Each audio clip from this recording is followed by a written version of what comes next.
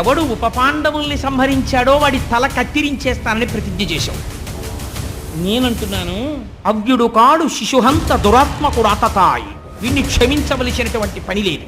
ఒక పెద్ద బిరుదిచ్చాడు కృష్ణ పరమాత్మ, అతతాయి. అతతాయి అంటే ఇల్లు కాల్చేసేవాడు, విషం పెట్టేవాడు, హత్యలు చేసేవాడు, ఇలాంటివన్నీ అతతాయి అని పిలుస్తారు.